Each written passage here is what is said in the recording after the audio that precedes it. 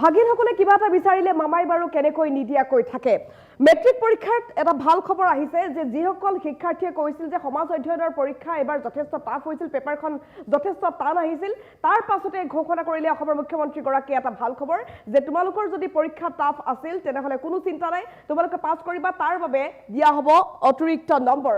নিশ্চিতভাৱে এটা ভাল খবৰ হাজাৰ হাজাৰ শিক্ষাৰ্থীৰ বাবে যিসকলে বৰ্তমান সময়ত মেট্ৰিক পৰীক্ষা দি উঠিছে, তেওঁলোকে অপেক্ষা কৰি আছে ৰিজাল্টলৈ, কিন্তু ৰিজাল্টৰ পূৰ্বে তেওঁলোকে ভাল খবৰ পাই যাব, কাৰণ তেওঁলোকে যদি কেনেবাকৈ কমকৈ লিখিছিল, কেনেবাকৈ যদি তেওঁলোকে লিখিব পৰা নাছিল, তেওঁলোকক অতিৰিক্ত নম্বৰ দি দিয়া হ'ব, এই কথা ঘোষণা কৰিছে অসমৰ মুখ্যমন্ত্ৰী ডক্টৰ হিমন্ত বিশ্ব শৰ্মাই। লৈ আহিছোঁ সবিস্তাৰে এই খবৰটো। হাজাৰ হাজাৰ মেট্ৰিক পৰীক্ষাৰ্থীৰ বাবে এটা ভাল খবৰ, ৰাজ্যৰ মেট্ৰিক পৰীক্ষাৰ্থীসকলৰ বাবে এটা ডাঙৰ খবৰ দিলে অসমৰ মুখ্যমন্ত্ৰী ডক্টৰ হিমন্ত বিশ্ব শৰ্মাই। তেওঁ কৈ দিলে যে তোমালোকৰ পেপাৰ যদি টাফ আহিছিল তথাপিও চিন্তা নাই, কাৰণ তোমালোকক পাছ কৰাই দিয়াৰ ব্যৱস্থা কৰা হ'ব। সমাজ অধ্যয়নৰ প্ৰশ্ন কাকতত অতিৰিক্ত নম্বৰ দিয়াৰ ব্যৱস্থা কৰি দিছে মুখ্যমন্ত্ৰীগৰাকীয়ে। সেৱাৰ সৈতে ইতিমধ্যে চৰকাৰে আলোচনা কৰিছে এই সন্দৰ্ভত। সমাজ অধ্যয়নৰ প্ৰশ্ন কাকত জটিল হোৱাৰ অভিযোগ উত্থাপন কৰিছিল শিক্ষা বিভাগে, আৰু ইয়াৰ পাছতেই মুখ্যমন্ত্ৰী ডক্টৰ হিমন্ত বিশ্ব শৰ্মাই কৰিলে এই ডাঙৰ ঘোষণা। চৰকাৰৰ শিক্ষা বিভাগৰ ডাঙৰ সিদ্ধান্ত যে সমাজ অধ্যয়নৰ পৰীক্ষাত যদি কোনোবাই ভালকৈ লিখিব পৰা নাছিল বা কমকৈ নম্বৰ পাইছে, তেওঁলোকক অতিৰিক্ত নম্বৰ দিয়া হ'ব। প্ৰতিগৰাকী পৰীক্ষাৰ্থীকে সমাজ অধ্যয়নৰ বিষয়ত অতিৰিক্ত নম্বৰ দিয়া হ'ব। ডাঙৰ ঘোষণা কৰিছে অসমৰ মুখ্যমন্ত্ৰী ডক্টৰ হিমন্ত বিশ্ব শৰ্মাই। নিশ্চিতভাৱে প্ৰতিগৰাকী পৰীক্ষাৰ্থীৰ বাবে এইটো এটা ভাল খবৰ আহি গ'ল।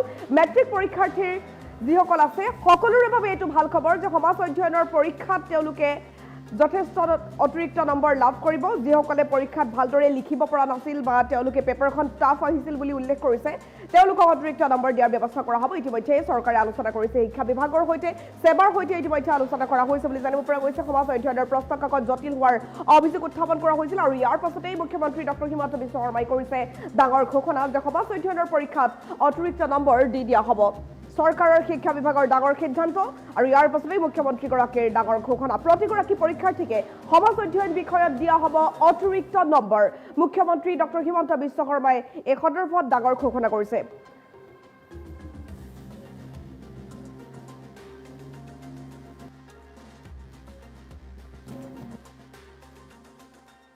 দৌলত যাওঁতে এগৰাকী কণমানি ভাগিনে মোক হাতত ধৰি কৈছিলে যে মামা, এইবাৰ সমাজ অধ্যয়নৰ মেট্ৰিকৰ পেপাৰখন খুব টান হৈছে, মোক 10 নম্বৰ এক্সট্ৰা কৰি দিব লাগিব।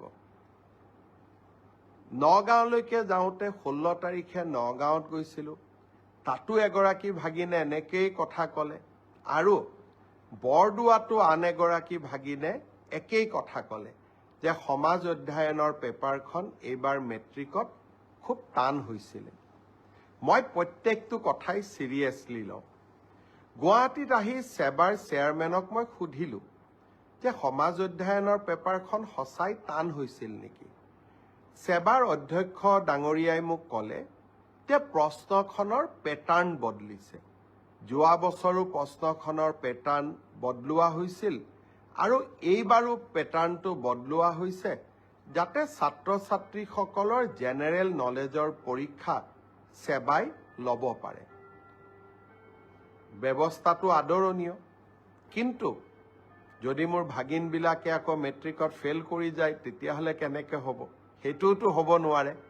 সেইকাৰণে মই সেৱাৰ অধ্যক্ষক মই অনুৰোধ কৰিছোঁ যে আপুনি চাব, যদি মোৰ ভাগিনবিলাকৰ পৰীক্ষা সমাজ অধ্যয়নখনত বেয়া হয় কিন্তু আন পেপাৰবিলাকত ভাল হয়, তেতিয়াহ'লে এইবাৰ সমাজ অধ্যয়নত আমি সকলোকে অতিৰিক্তকৈ কিবা নম্বৰৰ ব্যৱস্থা কৰি হ'লেও ভাগিনসকলক মেট্ৰিক পাছ কৰাৰ সুবিধা কৰি দিব লাগিব। তেখেতে মোৰ অনুৰোধক বিবেচনা কৰিম বুলি প্ৰতিশ্ৰুতি দিছে, আৰু সেয়েহে ময়ো ভাগিনসকলক ক'ব খুজিছোঁ যে সমাজ অধ্যয়নৰ কাৰণে আমি আৰু চিন্তা কৰিব নালাগে। সকলোৱে মিলি চেষ্টা কৰিব যাতে আমাৰ পৰীক্ষাটো আমি ভবাৰ দৰে নহ'লেও আমি যাতে কিছু হ'লেও অতিৰিক্ত নম্বৰৰ সুবিধা লাভ কৰিব পাৰোঁ। মই ভাবোঁ যে এই ঘোষণাটোৱে ভাগিনসকলৰ চিন্তা কিছু দূৰ কৰিব। দৌলত যাওঁতে এগৰাকী কণমানি ভাগিনে মোক হাতত ধৰি কৈছিলে যে মামা, এইবাৰ সমাজ অধ্যয়নৰ মেট্ৰিকৰ পেপাৰখন খুব টান হৈছে, মোক 10 নম্বৰ এক্সট্ৰা কৰি দিব লাগিব।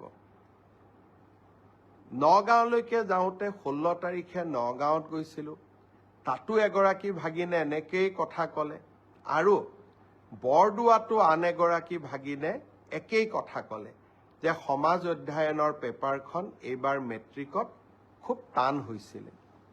মই প্ৰত্যেকটো কথাই চিৰিয়াছলি লওঁ। গুৱাহাটীত আহি সেবাৰ চেয়াৰমেনক মই সুধিলোঁ যে সমাজ অধ্যয়নৰ পেপাৰখন সঁচাই টান হৈছিল নেকি। সেবাৰ অধ্যক্ষ ডাঙৰীয়াই মোক ক'লে যে প্ৰশ্নখনৰ পেটাৰ্ণ বদলিছে। যোৱা বছৰো প্ৰশ্নখনৰ পেটাৰ্ণ বদলোৱা হৈছিল, আৰু এইবাৰো পেটাৰ্ণটো বদলোৱা হৈছে যাতে ছাত্ৰ ছাত্ৰীসকলৰ জেনেৰেল নলেজৰ পৰীক্ষা সেবাই ল'ব পাৰে। ব্যৱস্থাটো আদৰণীয়, কিন্তু যদি মোৰ ভাগিনবিলাকে আকৌ মেট্ৰিকত ফেইল কৰি যায় তেতিয়াহ'লে কেনেকৈ হ'ব? সেইটোতো হ'ব নোৱাৰে। সেইকাৰণে মই সেবাৰ অধ্যক্ষক মই অনুৰোধ কৰিছোঁ যে আপুনি চাব, যদি মোৰ ভাগিনবিলাকৰ পৰীক্ষা সমাজ অধ্যয়নখনত বেয়া হয় কিন্তু আন পেপাৰবিলাকত ভাল হয়, তেতিয়াহ'লে এইবাৰ সমাজ অধ্যয়নত আমি সকলোকে অতিৰিক্তকৈ কিবা নম্বৰৰ ব্যৱস্থা কৰি হ'লেও ভাগিনসকলক মেট্ৰিক পাছ কৰাৰ সুবিধা কৰি দিব লাগিব।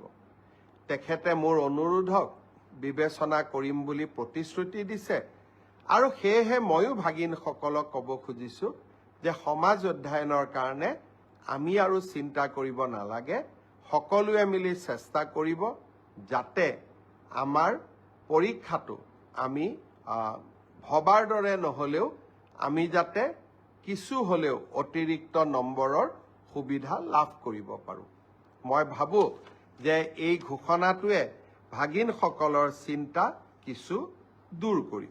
দৌলত যাওঁতে এগৰাকী কণমানি ভাগিনে মোক হাতত ধৰি কৈছিলে